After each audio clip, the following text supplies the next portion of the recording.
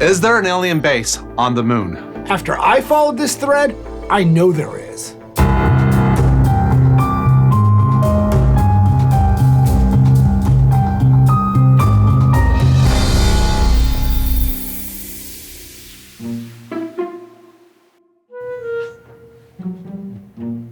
Damn, Evil Fred, talk about a full moon.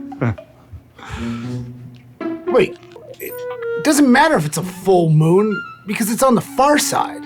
Like, God, you're so dense. Let me ask you a question. Do you know how anything, actually works? What are you talking about? The moon base. The hell are you talking about? I was talking about your rear end. Wait, my ass? Yes. Why are you talking about my ass? Wait a second. Is there something you want to tell me, Kevin? Did I just stumble onto something else that's, opposite between you and the now deceased Evil Kevin from my universe? What are you talking about? No.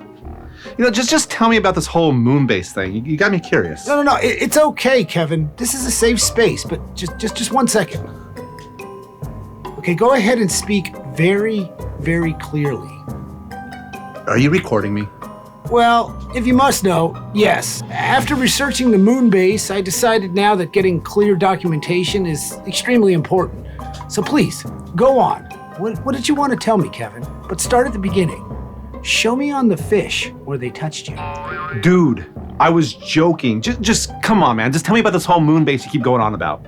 Oh, I see. Much like the moon you're deflecting. Okay, fine, whatever. I can see you don't want to talk about this. So let's talk about the thread. It's a new thread I was working on, and if my calculations are correct, and of course they are because I made them. Naturally. Then there is a 50% chance that there is an alien base on the moon. However, there's only a 10% chance of that. An alien moon base. You see, there is no shortage of strange evidence to support this hypothesis. Okay, Evil Fred. But by your own admission, there's only a 5% chance, so I can't imagine there's an overwhelming amount of evidence. I'd say more like 1 out of 1,000,000. So you're telling me there's a chance? Hey, a chance is a chance, you simple fool. Well, you're going to have to do an excellent job to convince me of this one, Evil Fred. Well, Mr. Gump, let's start with the Apollo missions. Kevin, have you heard about the strange reports from Neil Armstrong and Buzz Aldrin during the Apollo 11 mission? What do you think they saw? Well, I'm going to go on a limb here, Evil Fred, and say they saw moon rocks. Well, thanks, Captain Obvious. Of course, they saw moon rocks, but they also saw lights and unidentified objects. Yeah, but that's only anecdotal evidence. I mean, there's no hard proof. Of course not. NASA got rid of all the evidence. Back in 2006, NPR even reported that the Apollo 11 original tapes were missing. Only the NASA broadcast that was sent to television stations at the time remains. Wait. Go back. NASA lost the original tapes of the moon landing? So they claim. They claim that they were destroyed, probably to make room for satellite footage. I guess they don't have a budget for storage of media at NASA. Wait. I honest to God don't buy that. Finally you say something intelligent. I mean, how can you lose something so significant as the moon landing? I mean, how can that be lost on accident? Yeah, tell me about it. My mom still has pictures of my first murder, and that was almost 40 years ago. Yeah, you must make her very proud. You know what? She calls me and reminds me almost every day of how I ruined her life. It's really a special bond the two of us share. Okay. Well, going back to what you're saying, it is suspicious that the government lost the footage. But the lack of evidence is still not evidence, regardless of what a congressional committee says. I also think it's suspicious that we just stopped going to the moon after Apollo 17. That in its own right doesn't really align with the history of our species. In general, once we cross a boundary, we usually keep going. You see this throughout history with all human exploration. What do you mean? I mean, we never stopped going to the moon. We sent probes. Yeah, but there was a gap of 37 years where no one landed on the moon, with the exception of an impact probe from the Indian government in 2008. And now you see missions to the moon planned on a regular pattern again. So why do you think all this is? It's because it was too expensive and the Cold War ended. That's why we stopped going. Then why all the interest all of a sudden again? In these last 10 years, we've seen 10 landing missions to the moon. Well, My reason is I would say the tech got cheaper, more advanced, and also the moon is seen as kind of like a gateway to Mars. Or because we are finally permitted back to the moon. Perhaps that galactic war we talked about in an earlier episode has influenced the situation on the moon. Okay, wait. You're suggesting we were asked to stop going to the moon, and then we were permitted to go back. Perhaps we were. Now that's just fiction, unlike our episode of Galactic Space War. If you haven't seen that episode, I suggest you go back and watch it. It's a fun one. But nothing you said, Evil Fred, has proven the existence of a moon base. Okay. How about all the strange architectural structures found on the moon? Go on. All right, so in 1966, 3 years before the Apollo missions, the Orbital 2 spacecraft took high-resolution photos of the moon's surface, and what it discovered cannot be explained.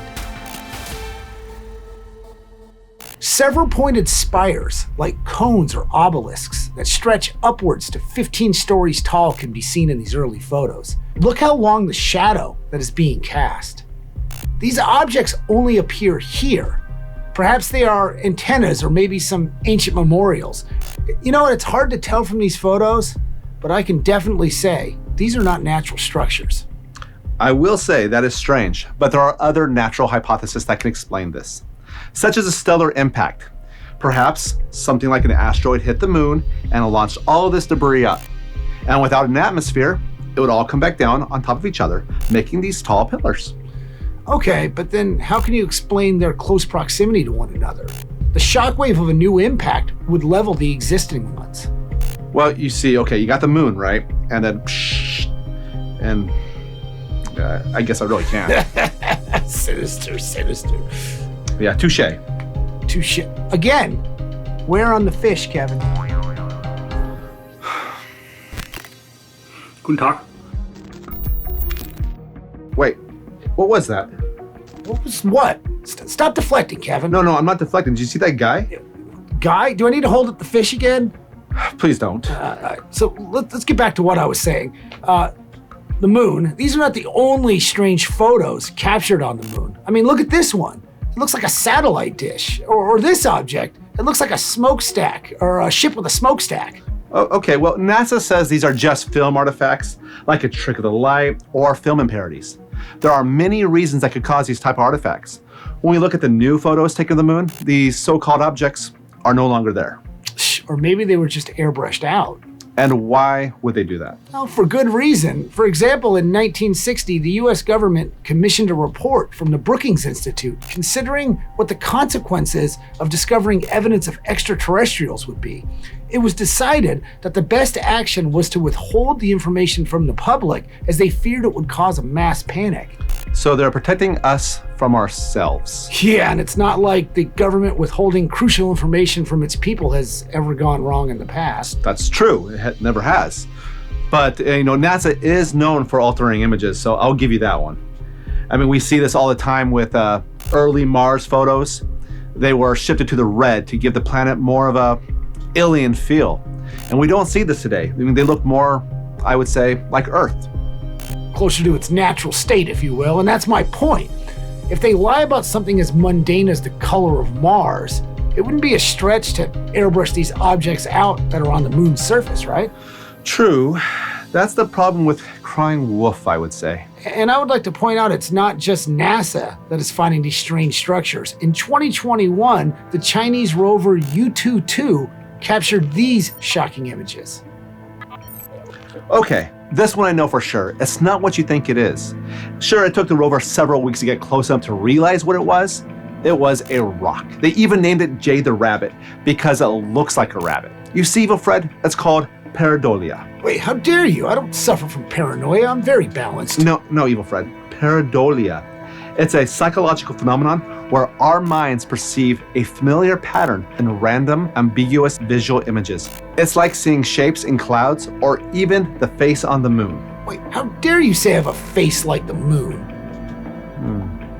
You see, Evil Fred, the moon's surface is covered in craters, mountains, and valleys. These features can cast dark shadows due to the lack of atmosphere that diffuses the light. These shadows create patterns that our brains interpret as familiar objects.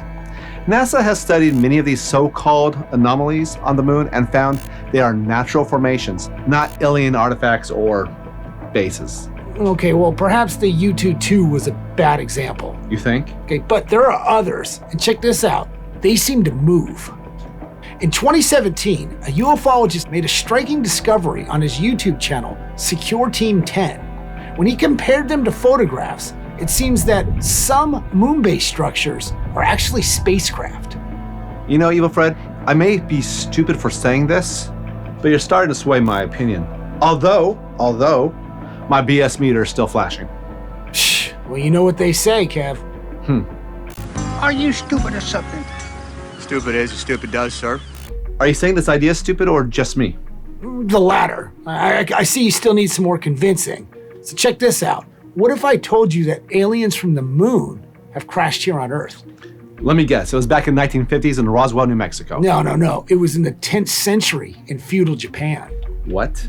Yep. I'm talking about Princess Kaguya, a character from a 10th century Japanese fable, and how some believe her story could actually be evidence of extraterrestrials visiting Earth. The story begins with an old bamboo cutter who finds what he can only describe as a mysterious shining bamboo stalk. Inside, he discovers a tiny, beautiful baby girl, no bigger than his thumb. He takes her home, and she rapidly grows into a full-sized, beautiful young woman. He gives her the name Kaguya Hime. She is so beautiful that the emperor seeks to give her gifts. Despite her privileged life, Kaguya Hime grows increasingly depressed and often gazes at the moon. She explains that she is from the moon and must return to her people. Soon, emissaries from the moon arrive to take her home, and despite the attempts of the emperor to prevent her departure, Kaguya Hime is taken back to the moon. She gives the emperor an elixir of immortality, which he refuses, as it would mean living forever without her. That's a sweet story, Evil Fred. I mean, coming from a man of your stature. It actually may be more than a story, Kevin. It might be an account of a historical event. Well, I will say that Tell the Bamboo Cutter is indeed a unique story in several ways. She is described not as a deity or a traditional godlike figure, but as a person from the moon. This portrayal sets it apart from many other cultural narratives about the moon, where lunar beings are typically described as gods or divine entities. And that's my point. The story stands out, and it's really odd, especially taking what we know today. Analyzing this story from this perspective, every element takes on new meaning. The glow of the bamboo, her rapid growth, her knowledge, and her elegance. Could these be signs of an advanced extraterrestrial origin? Perhaps, but it's still a story, Evil Fred, and aliens were living on the moon. I think there'd be more evidence than what you're describing, than a fuzzy picture and an old Japanese fable. Yeah, that's true, unless the moon is hollow and they live under the surface. There it is. I was wondering how long it would take you to get to the hollow moon theory. Well, if the facial hair fits. But it does have some merit, regardless of what you think. In the end of the Apollo 12 mission, for example, the astronauts ejected and intentionally crashed the lunar module's ascent stage to the moon's surface.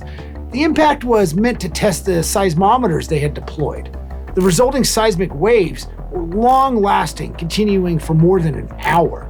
The moon was literally ringing like a bell. Yeah, that's strange, but after further tests, scientists believe that the moon's dehydrated crust is the culprit behind this long-lasting seismic waves, not a hollow moon. Okay, but there still may be pockets of hollowed-out sections. Like the moon's geology and seismic activity still holds some unanswered questions and continues to be a subject of study. So don't count your chickens before they hatch yet, that's all I'm saying. I'm just saying, there's much more to the moon than we may know. Guten Tag. I apologize for this interruption of this transmission, but we have observed this conversation from our moon base.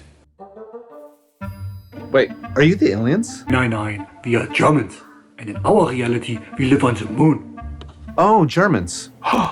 Nazis on the moon. Ja, we were misguided. But drinking your own pee is not as much fun as it might sound.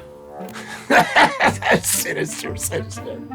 Anyways, my instruction to you is to tell you some really grave news. You must listen to me. Oops. Good move. I did not like the hue of that dude's beard. No. And also, we're out of time. So thank you for watching.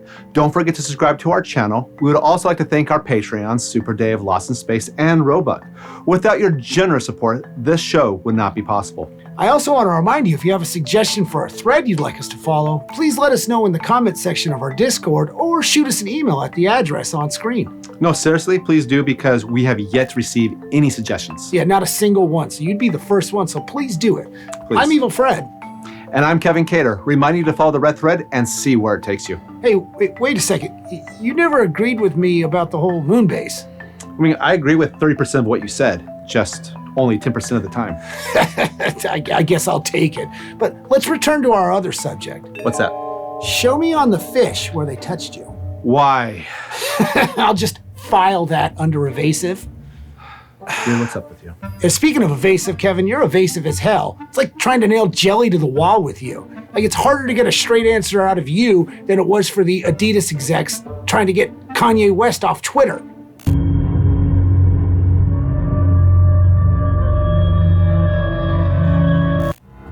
Did you think we were going to leave that one out of the episode?